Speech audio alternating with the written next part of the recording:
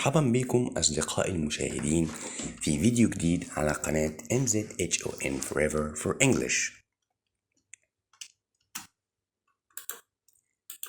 Welcome. النهاردة هناخد كلمات جديدة عن hardware components. hardware components اللي هي مكونات الحاسب الآلي أو مكونات الكمبيوتر. النهاردة هناخد وهنتعرف على كلمات جديدة عن المجال ده. أول كلمة معانا هي system unit. system unit system unit اللي هي وحدة النظام.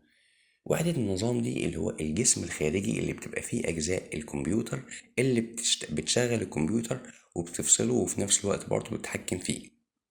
جميل جدا. في كمان كلمة اسمها power supply. power supply power supply باور سبلاي اللي هو مزود الطاقة، ده بيبقى برضو موجود في السيستم يونت، ودوت بيتحكم في الجهاز الكمبيوتر عن طريق ان هو بيزوده بالطاقة الكهربية من خلال الكهرباء علشان يقدر الجهاز يشتغل. ممتاز. في motherboard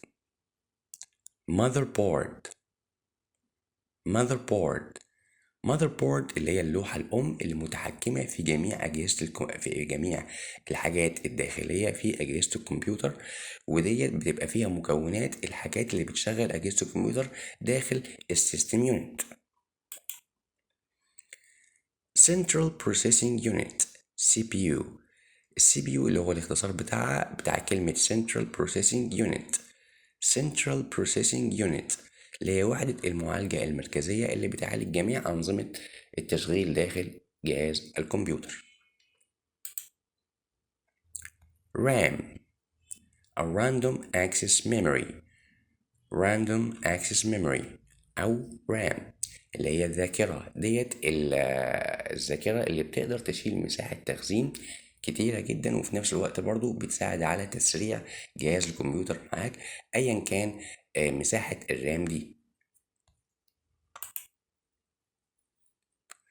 في كمان هارد ديسك.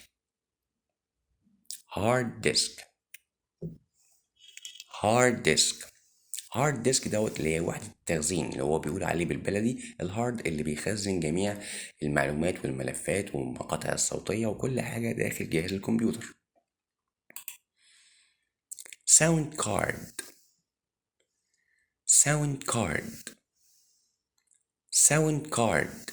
كارد كارت الصوت اللي بيتحكم في الصوت عن طريق تشغيل مقاطع الموسيقى ومقاطع الفيديو وكل حاجة داخل جهاز الكمبيوتر.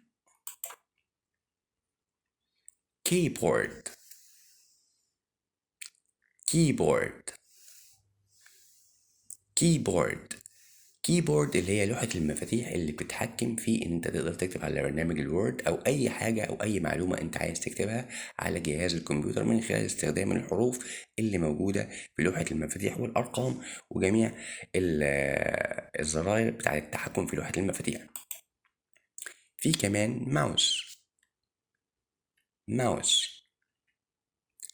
ماوس دي الفقرة اللي بتتحكم في جهاز الكمبيوتر من خلال الشاشة زي ما انتوا شايفين كده. في فقرة بتتحكم في الشاشة اللي هي بتشاور على أي حاجة وبتشغلها أو بتفتحها مثلا داخل جهاز الكمبيوتر. كلمة جميلة كمان اسمها سكانر.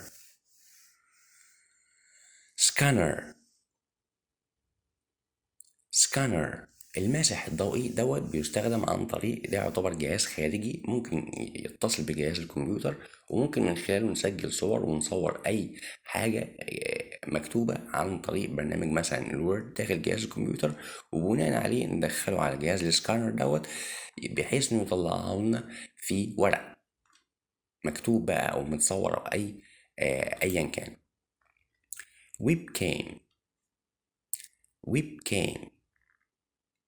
ويب كام دي كاميرا الويب او الكاميرا اللي بتساعد عن طريقها ممكن انا مثلا اصور نفسي داخل جهاز الكمبيوتر والصورة دي تتعرض من خلال شبكة الانترنت.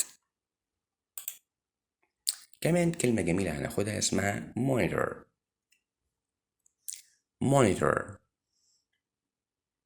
monitor اللي هي الشاشة اللي بتعرض لي كل حاجة داخل جهاز الكمبيوتر عن طريق العرض، وفي نفس الوقت برضه ممكن نشوف عليها مقاطع فيديو، وفي نفس الوقت برضه ممكن أسمع عليها مقاطع صوتية، وممكن أشتغل من أي برنامج منها، وهي مجرد بتعرض ال Central Processing Unit من خلال المونيتور. speakers. speakers. speakers السماعات دي اللي بتساعدني اسمع الصوت داخل جهاز الكمبيوتر، سواء بقى ان هي خارجية او ممكن برضو في كلمة تانية هناخدها ان شاء الله مستقبلا، ممكن من خلالها اقدر اسمع الصوت في جهاز الكمبيوتر. printer. printer. printer دي الطابعة اللي بتساعدني ان انا اطبع ورق من خلال ان انا اكتب مثلا اي حاجة على برنامج الوورد في جهاز الكمبيوتر او اي برنامج مستخدم، ممكن اطلعه من خلال الطابعة دي بحيث ان هو يطلع لي في ورق، هو مجرد بس بتطبع الورق اللي مكتوب داخل جهاز الكمبيوتر. شكرا جزيلا على المتابعة، اتمنى لكم التوفيق والنجاح. ان شاء الله موعدنا مرة تانية مع فيديوهات جميلة، والسلام عليكم ورحمة الله وبركاته.